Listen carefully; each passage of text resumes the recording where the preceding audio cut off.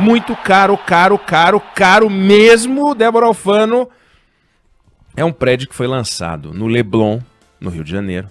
Último terreno, última bolacha do pacote. Tinha ali na praia. R$100 mil o metro quadrado. 1 metro quadrado é Minha Casa Minha Vida. 1 metro quadrado.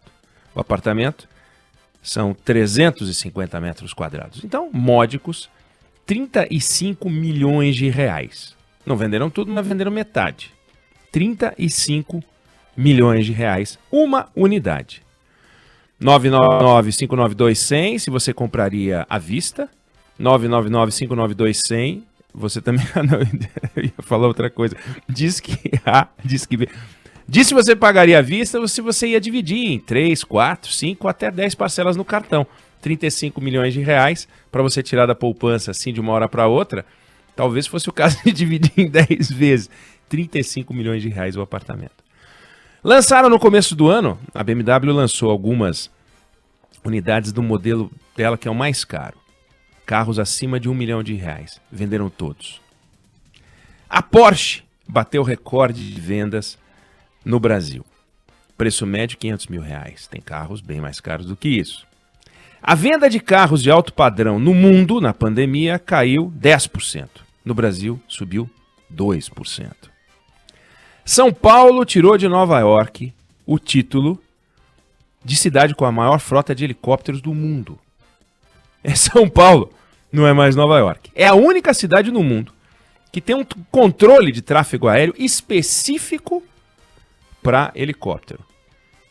O Brasil é o segundo maior mercado de aviões executivos do mundo, turbohélices e jatos. Perde para os Estados Unidos. Mas assim, o terceiro país, que é o México, tem metade do número de aeronaves que o Brasil tem. 88% dos voos que circulam no Brasil, aí comerciais, voos executivos e tal, se dão em torno de 1.000 quilômetros da cidade de São Paulo. Pela primeira vez, uma grande marca de joias no Brasil lançou joia acima de $150 mil. Resolveu lançar, olha, é uma oportunidade. E o luxo, e eu me refiro roupa, calçado, acessório, durante a pandemia, dobrou a venda, Débora, na comparação com 2019. Estou falando de bolsa acima de 70 mil. Esse número não sai da minha cabeça. Bolsa acima de 70 mil reais. Bolsa acima de 70 mil reais. Aí alguém vai dizer, esse Brasil não é um Brasil real. Claro que é real. Você pegar um poste e bater no poste, amassa, é real. A bolsa, se você pegar o canivete e cortar, você corta, a bolsa é real. Essas pessoas existem, elas compraram o apartamento, o prédio está sendo construído. É o Brasil real. É um Brasil de pessoas de carne e osso. Só que é um Brasil de pessoas de carne e osso de pouquíssima gente. Eu achei um óleo essencial de rosas, Débora Alfano, que um vidrinho de 10 ml custa R$10 mil. Uau. 10 ml. Eu não sei quanto tem naquele vidrinho de esmalte. Deve ser um vidrinho de esmalte. Você sabe que os ouvintes já estão respondendo aqui que eles ia dividir o preço do apartamento lá em 60 gerações para pagar. E o nosso outro ouvinte fala que ia pagar com os órgãos, à vista, com rins, fígado, pulmões, coração, etc. E por aí vai. Mas no caso tem que pegar do bairro, né? Os órgãos de todos os moradores do bairro.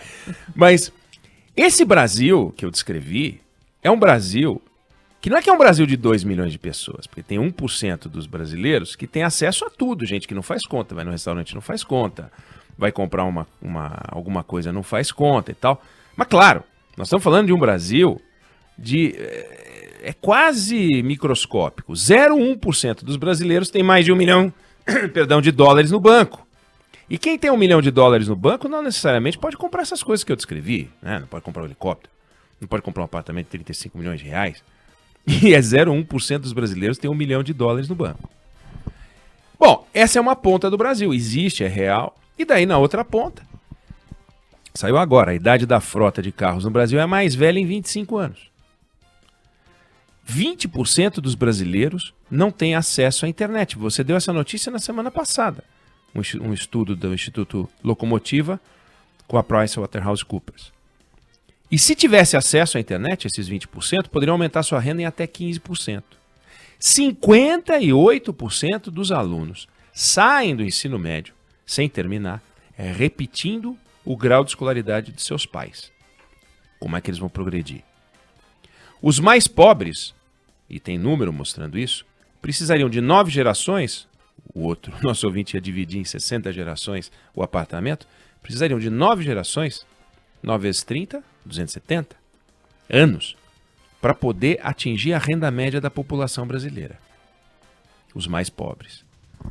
Lembrando que ensino é algo fundamental e os professores brasileiros têm o salário mais baixo comparado com 40 países. 1/4 dos brasileiros vivendo na pobreza ou na pobreza extrema, sem falar dos desempregados, né? Daqueles que já nem procuram emprego.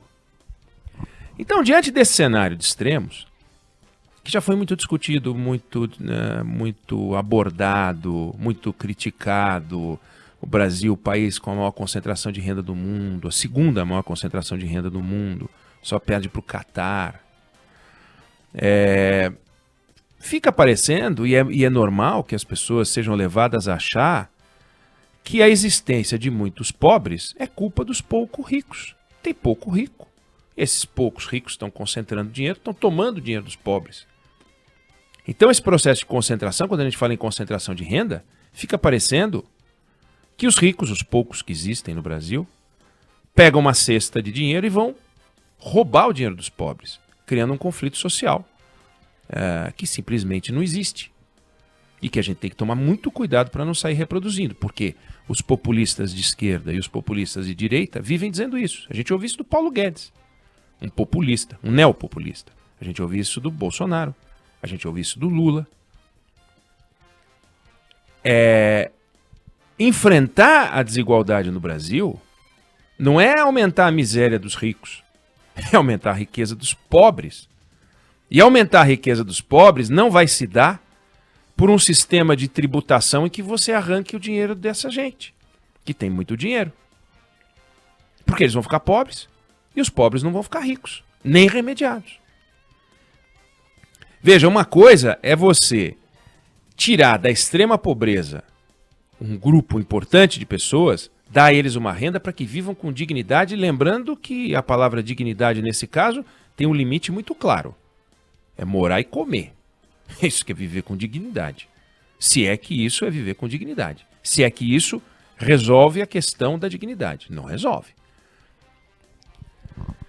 Para a gente criar riqueza, a gente não vai sair disso se a gente simplesmente mantiver as pessoas vivas pelo Bolsa Família ou por esse Bolsa Família vitaminado que o Bolsonaro quer criar, talvez como última esperança dele para poder ganhar as eleições, mas que é bem-vindo, é importante sim a gente apoiar aqueles que são mais pobres. Eu queria hoje abordar muito rapidamente, até porque feito essa apresentação, vamos voltar a esse assunto, a gente tratar de um aspecto desse problema, que é a palavra justiça social.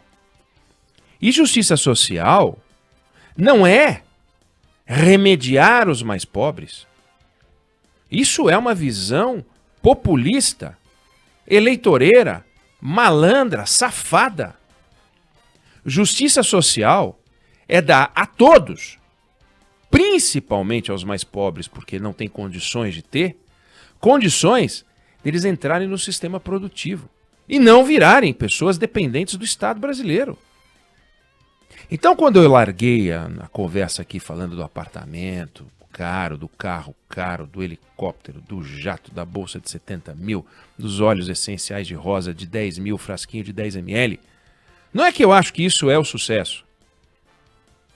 Do contrário, seríamos todos fracassados. Não é isso. Não é, o mundo não se divide entre os bem-sucedidos que têm uma Ferrari e o resto. Não é isso.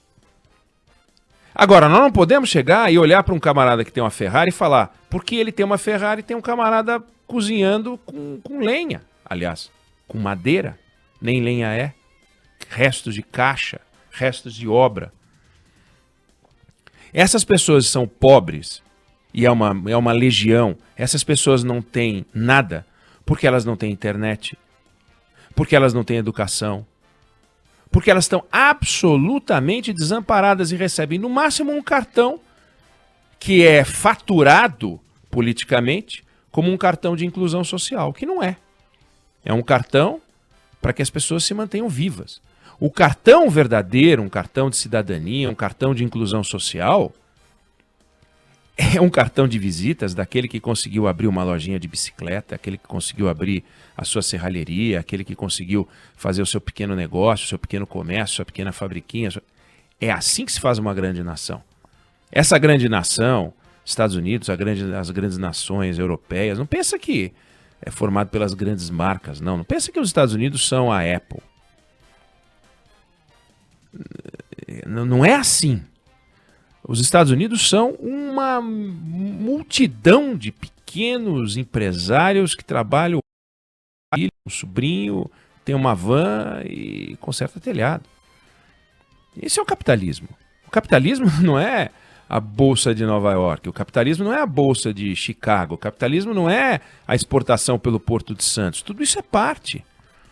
Mas o capitalismo, que no Brasil não funciona, que não existe, é pegar essas pessoas todas e dar a elas condições de produzir, dar a elas condições de entrar na academia, dar a elas condições de estudo, e não a gente fazer o sistema de proteção. A gente tem um sistema de proteção social que a gente garante que os pobres não vão ascender. É um sistema de proteção social. Fiquem lá embaixo. A turma de cima protegida. Aí não dá. Então, escola de qualidade, acesso à internet, acesso ao conhecimento, a gente não discute isso no Brasil. Esse é um dos aspectos. Justiça social é isso.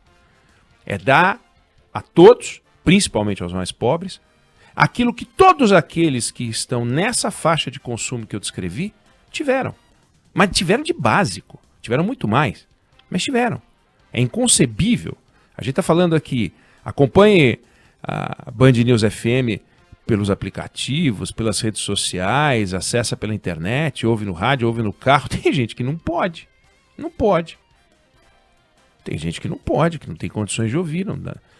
E sem ouvir, eu não estou falando de ouvir a Band News FM, eu me orgulharia muito que estivessem ouvindo a Band News FM, mas discutindo o Brasil, como a gente está fazendo aqui, ouvindo o Fernando Schiller, batendo papo com o Rodrigo Aidar, conversando com o professor José Roberto, ouvindo a Juliana Rosa,